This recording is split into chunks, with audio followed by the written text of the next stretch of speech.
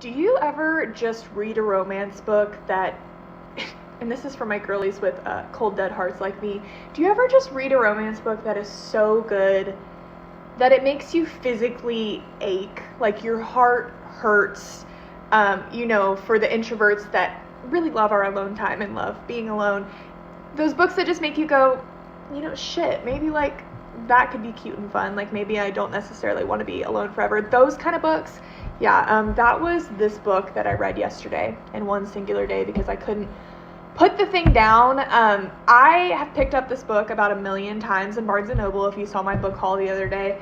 I think something in me just knew, I was like, that one's going to hurt you, that one's going to hit extra hard. Maybe that's why I didn't read it yet, because this book is like one of my absolute favorite types of tropes. The friends to strangers to lovers kind of moment where you have time jumps and you have these people that have reunited present day, and there's obviously a lot of history there and tension and angst, and you're wondering like what happened, and then you're flashing back to the past and slowly putting the pieces together, bringing you back to today.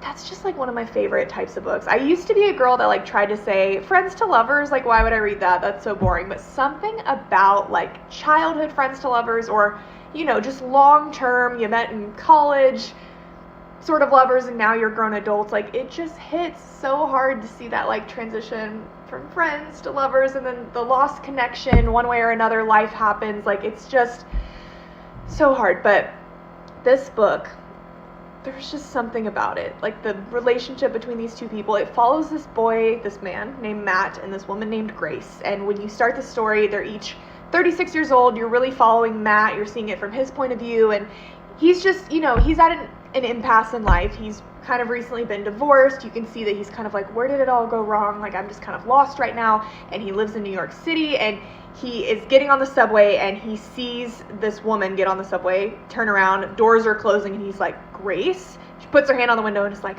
Matt? Like, he can see her mouthing his name, and then the train pulls off.